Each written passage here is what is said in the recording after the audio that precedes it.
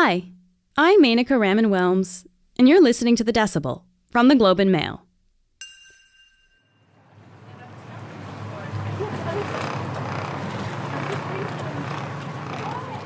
That's the sound of a motorboat making its way north of Tofino on Vancouver Island, on its way to harvest kelp. The seaweed is now being farmed in parts of Canada.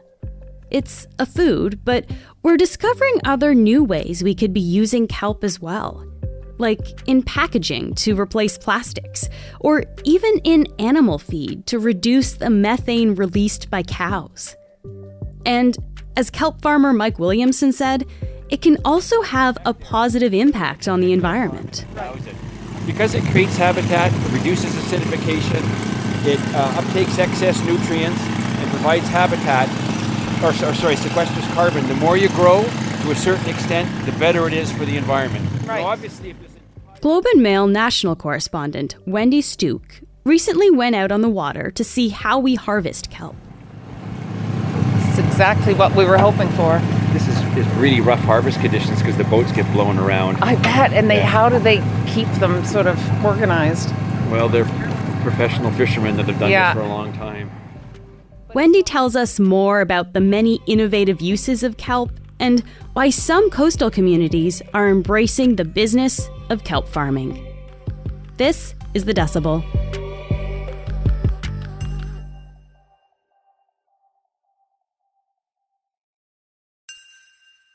Wendy, thank you so much for chatting with me today. Thanks, Menaka. It's nice to be here with you and to talk about kelp and seaweed. So people probably have some idea of what seaweed is, but kelp is a very specific kind of seaweed. What exactly is kelp, Wendy? Kelp's there are different varieties of it. The species that Cascadia grows and that I saw the harvest of is a pretty common kind called sugar kelp. And it's brownish green in color, and it occurs naturally in the oceans off the west coast. You mentioned Cascadia there. What is Cascadia? Cascadia is based in Sydney on Vancouver Island. They're a private company, and they've been around for a couple of years, and they're focused on building a vertically integrated seaweed company. They only grow species that are native to that area. It's funny, when we think of farming, we don't always think of kelp farms, but you found out that they're actually really big business, and production is actually happening on the shores of Canada too. How big of an industry is kelp farming? It's growing. It's one of the interesting things about Cascadia and other companies around the world that are doing this is that they are making a distinction between sort of seaweed farming and the sort of more artisanal sort of small-scale harvesting that people have done for millennia in coastal communities. Over the last maybe 40 or 50 years, but for sure in the last 10, there's been a lot of increased interest in cultivating kelp, which means growing it from seed. It took me a while to sort of figure this out. Oh, so they go out and actually, instead of like seeding a garden or a plot of land, they go out into this ocean plot and they drop weighted lines down that have kelp seedlings on it that have been grown in a nursery, and those grow into kelp forests that they can later harvest. Oh, and you asked me, sorry, how big the industry was.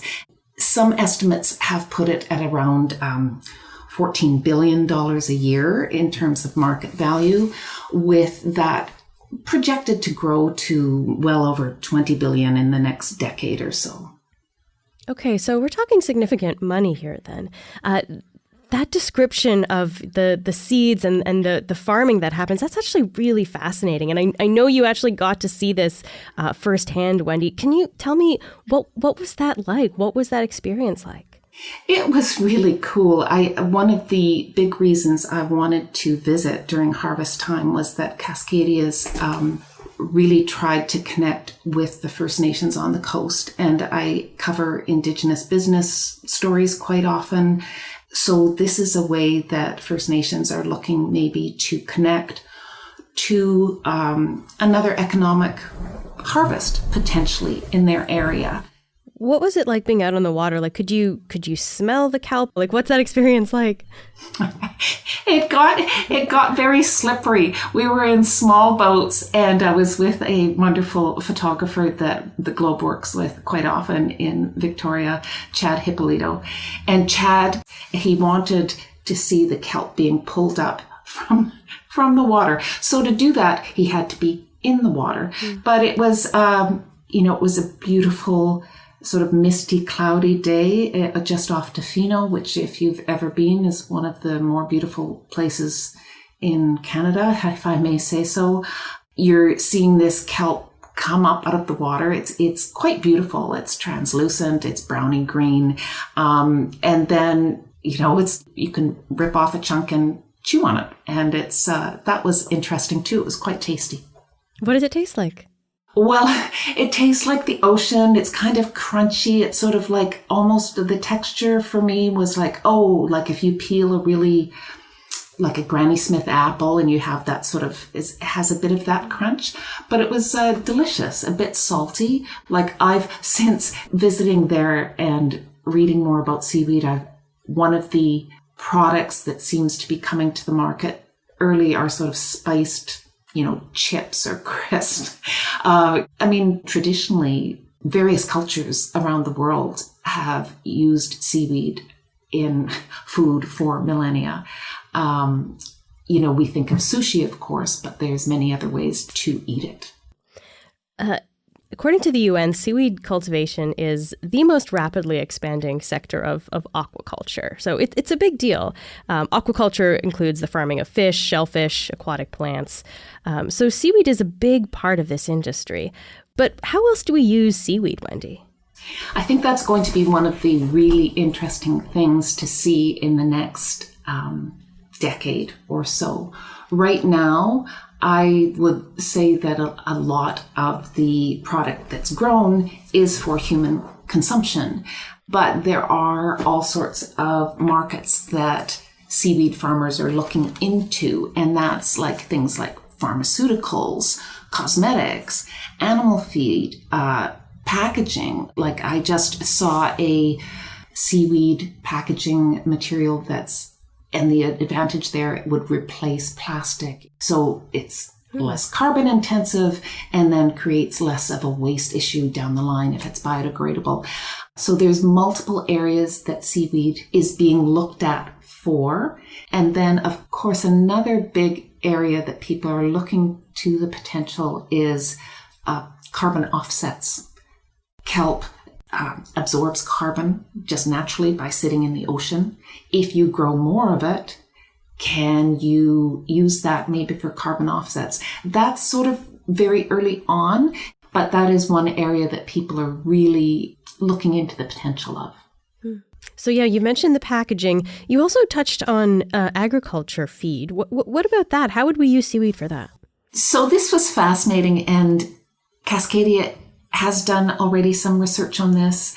So cows account for a large part of our agricultural greenhouse gas emissions.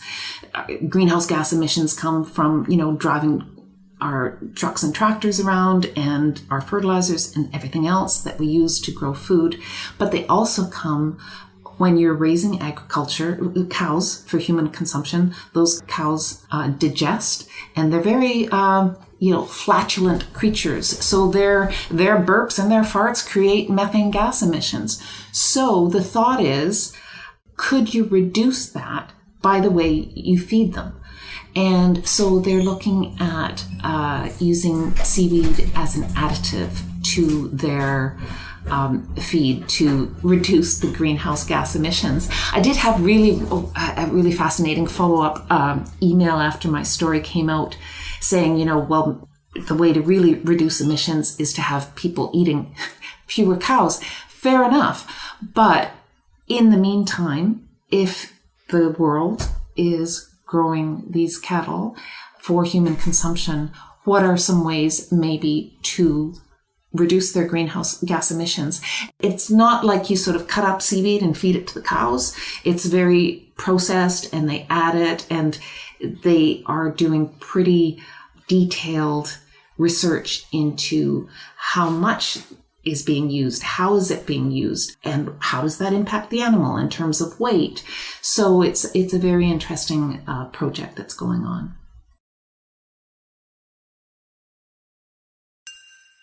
The CEO of Cascadia, he told you that the demand for kelp is high because it's a low impact material. Can you just help me understand, what exactly does that mean?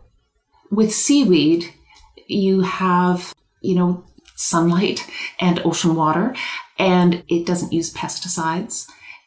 It doesn't use a lot of land base. When you think of something like, even when we are trying to think now of ways to decarbonize our economy, well, maybe we can look at wind turbines or hydro dams or solar plantations to generate some of our energy. Well, those all have a pretty big footprint. When you're thinking of a kelp forest, yeah, it's got a footprint, but it is a footprint in an area where it grows probably anyway, and maybe can actually benefit some areas.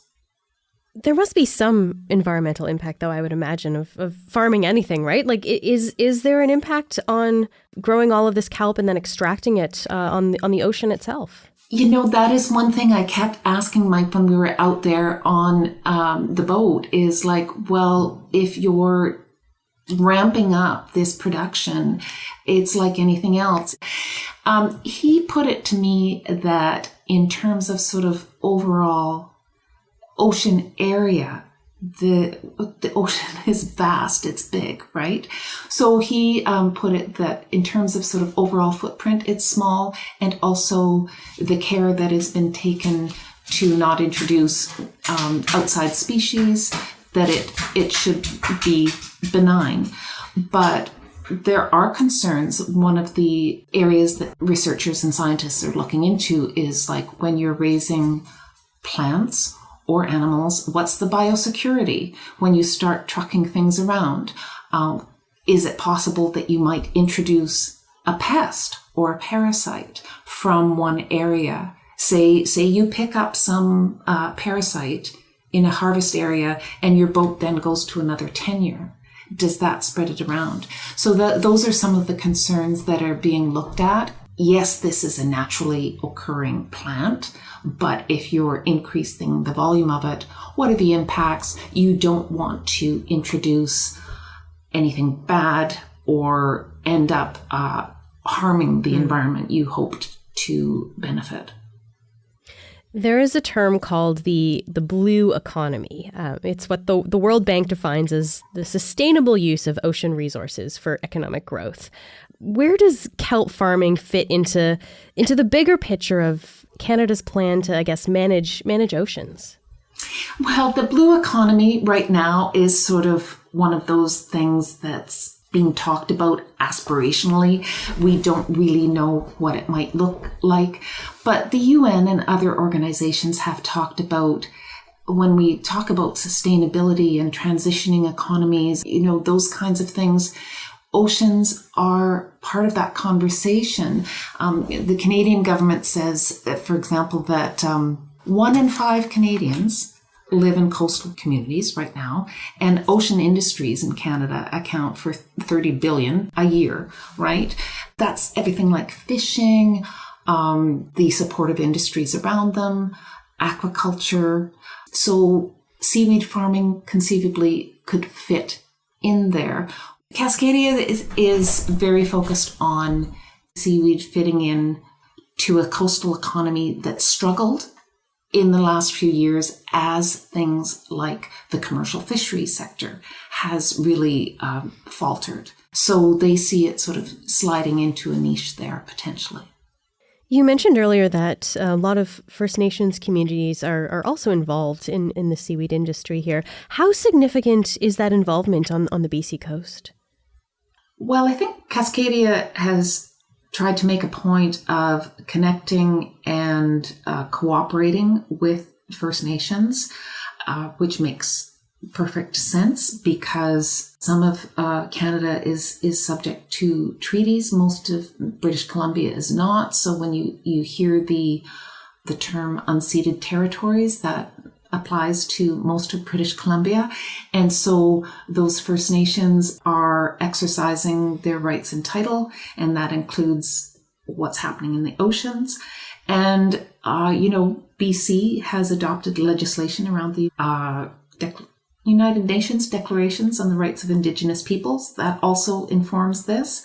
So they might hold a tenure, right, where Cascadia says, we'd want to put a seaweed farm. They might have people who can drive the boats, be involved in harvesting.